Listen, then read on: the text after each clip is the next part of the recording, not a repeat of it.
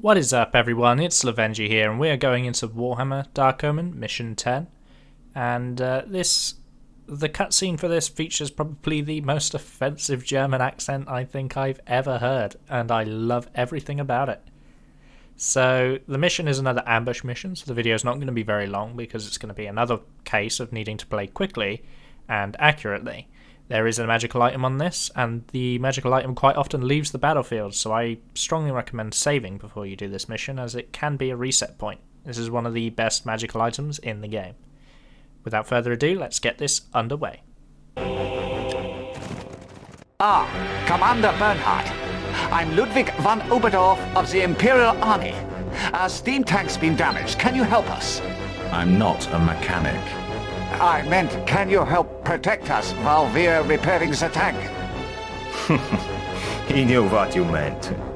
Don't take that straight face of the commanders too seriously.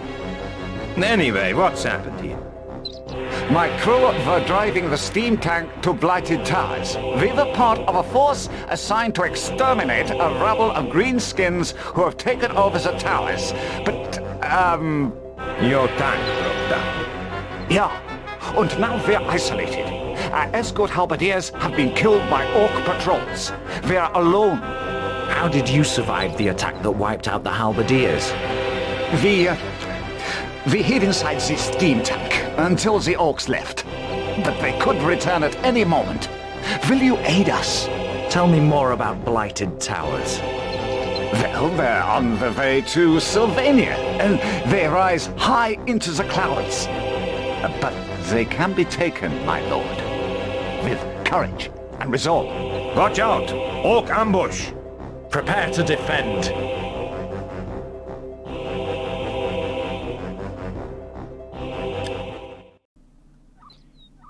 Okay, so this is Mission 10, and we're going to deploy our troops in a very particular way. This is another ambush mission, so as you've probably seen from the video length and from the introduction, we're going to be playing this very quickly, like we did the last mission as well, being mindful of our losses. I say being mindful of our losses, you're going to see some of my regiments get pretty heavily battered, but it's in the name of getting them some extra experience. So we're going to place the cavalry facing northwards, and we're going to have the Flagellants and the Imperial Greatswords actually both march towards that hilltop right away, and they're facing southbound.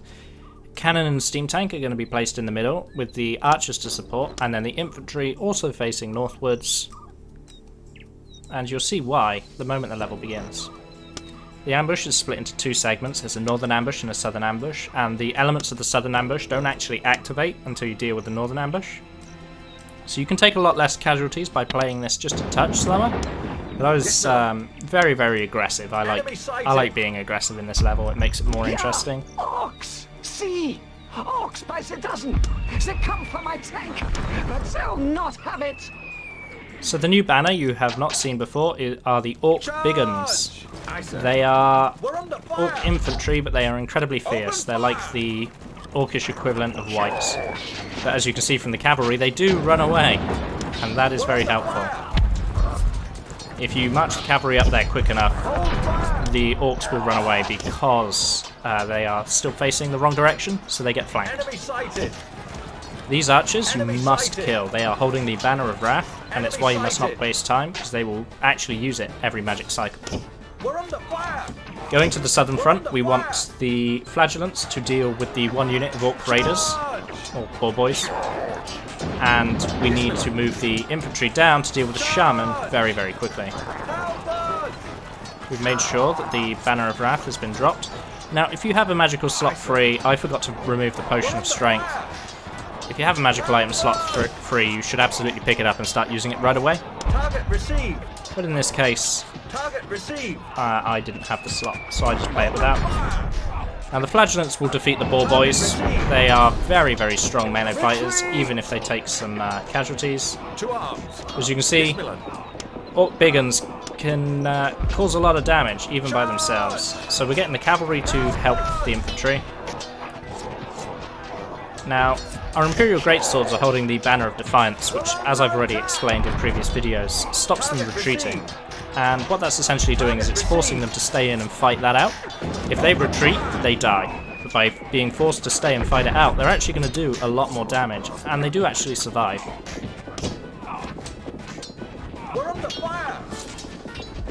Open fire! Said you can split this into 2 segments and take a lot less casualties, but I get very greedy and I also want some experience onto both my Flagellants and my Greatswords. These are 2 units that are well worth toughening up, especially the Greatswords. Open fire! Engage! We're under fire! Open fire! Open fire! I was very worried about that cannon shot.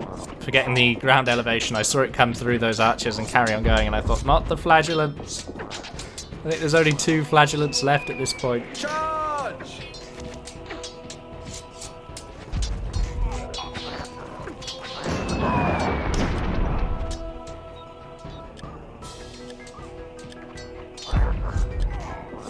So at this point I send my archers off to actually go and get the banner. We've pretty much all but won this mission, we just have to clean it up now. That was an Orc Shaman. He didn't really get the opportunity to cast all that much because we immediately engaged him in combat, which is what I was trying to do with the rush. Keeping the Orc Shaman in melee combat stops him from casting anything and causing significant damage.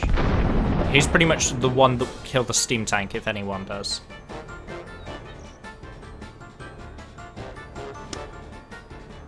I'm just chasing around now trying to get a few more kills.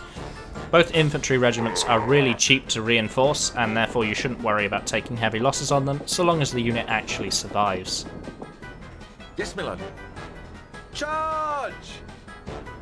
I have it! Anyway, that's this mission. Aye, sir.